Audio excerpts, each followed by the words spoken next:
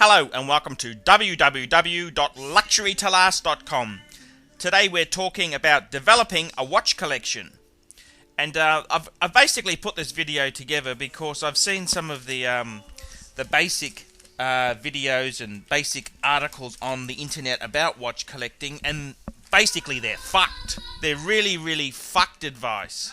So I thought, well, no point bitching about it, go and put a video together myself. So basically, look, you want to develop a watch collection.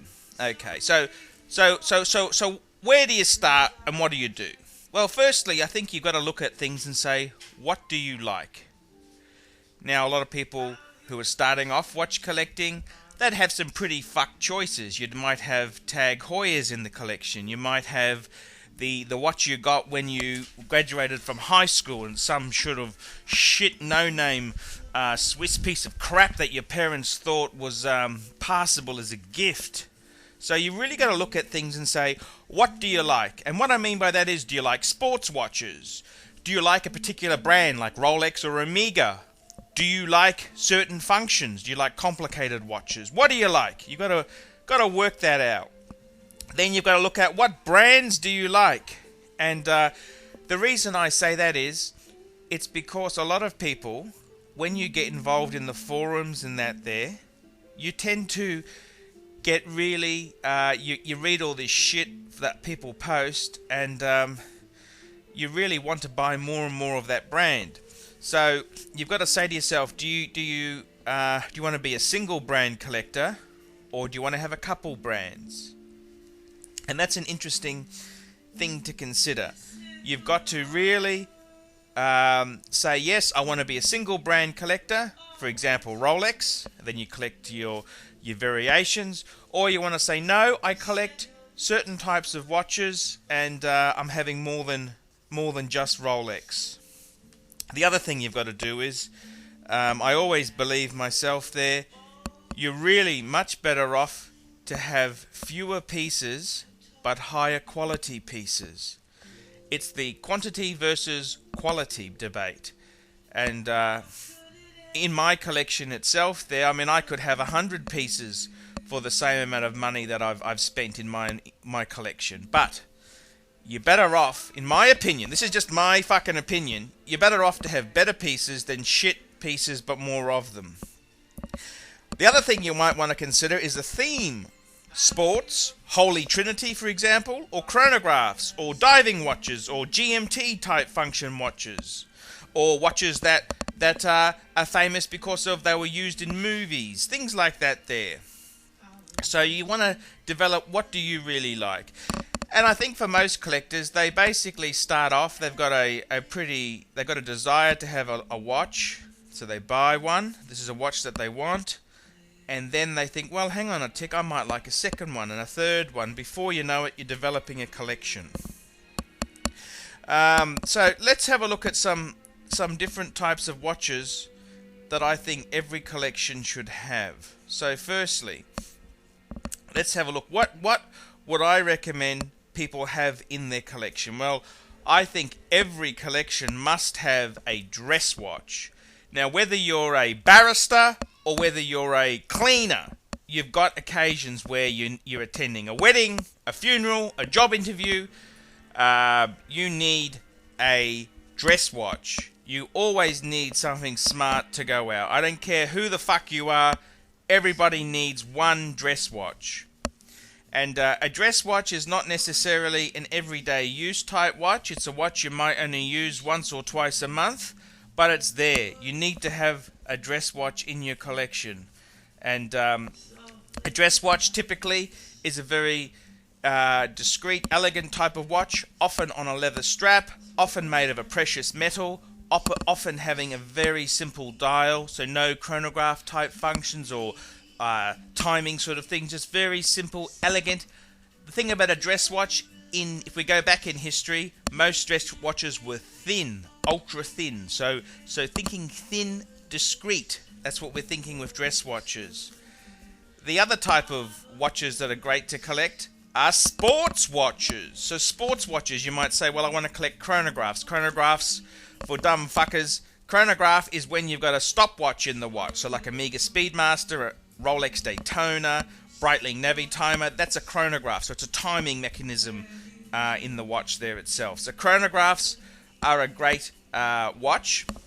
GMT type watches, that's like the Rolex GMT, the Rolex Explorer 2. Many makers have 2 time zone type watches, so that's a GMT type watch.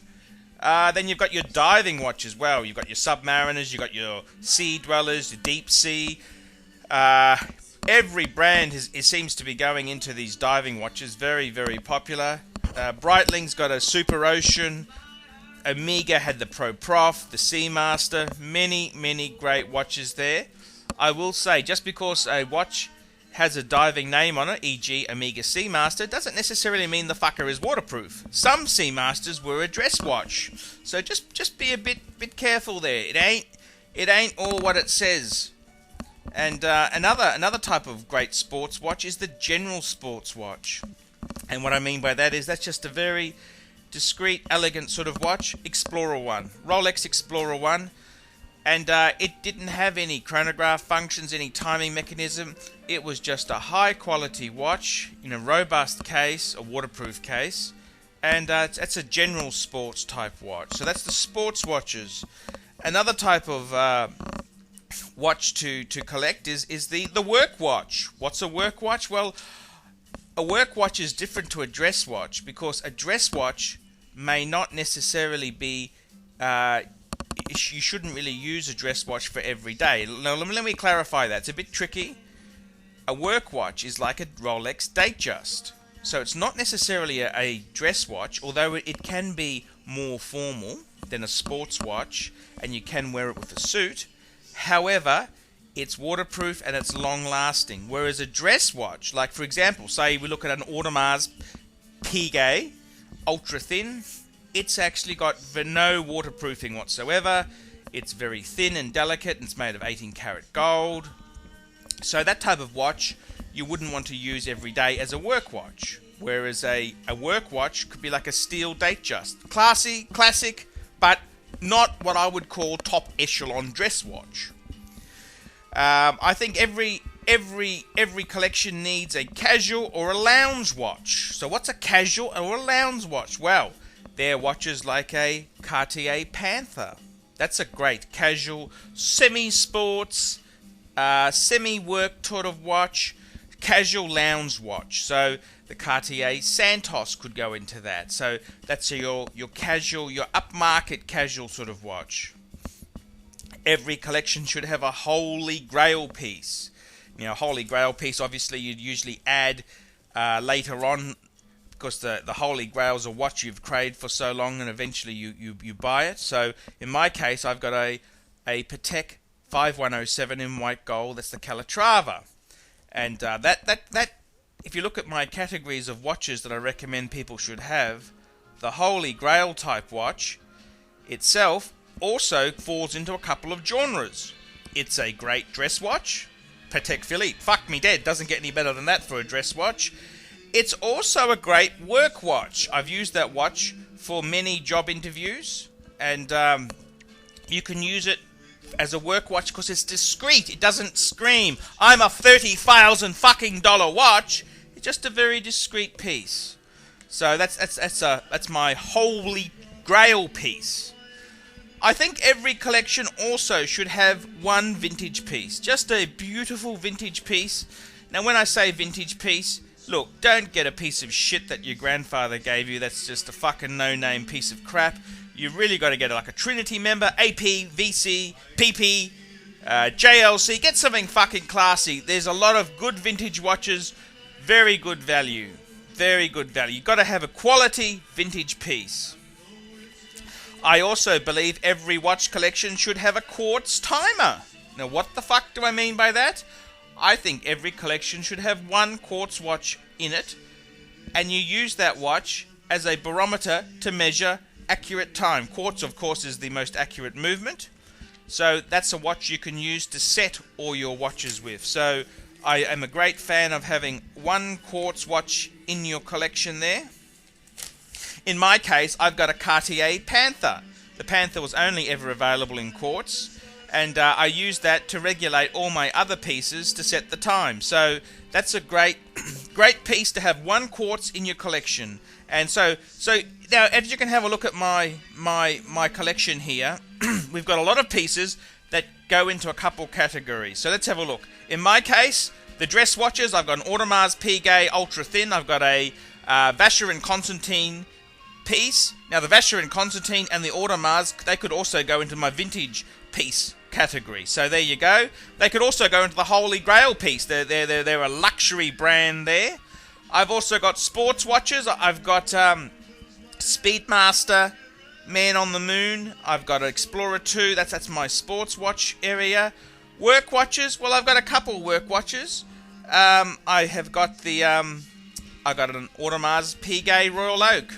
That could also go as a fucking Holy Grail piece. So I've got a few pieces there. Also, I've got a casual lounge type watch. I've got a Cartier Panther. Holy Grail. I've got 3 Trinity members already. So there we go. Quartz timer. Got the Cartier Panther. Now, next piece you should have in your collection. Now, this is for all our heterosexual listeners and viewers here. I believe you need to include the significant other, the wife, the mistress. Well, forget the mistress. I mean, but the wife or the girlfriend. Why not get some luxury ladies pieces? I mean, let's be honest now. If you want her not to be bitching about all the money and time you've spent in watches, why not include her in it? In my case, I've got a Patek Philippe 24. I've got a Rolex steel Datejust with white gold bezel. I've also got 2 18-karat Cartier pieces. I've got a Cartier Banois and a Cartier Diablo. Now, Archie can give you this honest bit of advice there. If you want the bedroom antics to be great and fun, you want the sex to be on offer when you feel like it, include the women in your collection, in your collecting, okay? Whether it's Porsche collecting or Mercedes-Benz collecting or watches, include her and you'll have a great time in the bedroom. So that's my advice. Always include the wenches in your hobbies. The last piece I think you need is an heirloom piece, and this is a piece which the significant other could have given to you. Now, if she gives you a piece of fucking shit, this is why you introduce her to the hobby. This is why you introduce her to buying everything from dealers, and you show her what you really like, lay a few hints, and then she'll fucking buy it for you. Especially if you've outlaid a fortune and bought a Patek for her, she'll reciprocate and buy you something equally as obscene. So, the heirloom piece. Now, I've got my Jaeger-LeCoultre Reverso Grand Date. And I've had it engraved. That's my heirloom piece. So there we go. Developing a collection. That's a few guidelines. And basically, look, whatever you do, it's collecting for yourself. Fuck everyone else. Buy what you like and what floats your boat, and enjoy the shit. Don't just lock it all away in the safe. Enjoy it. I love my watches, and it took me a long time to realize watches make me happy. I love my watches, and fuck it, that's what I want to buy. I'm going to buy more and more watches. I'm buying quality watches, and I don't fucking care what anyone says. I love watches. Thanks very much, and don't forget to come to my website, www.luxurytolast.com. Bye-bye!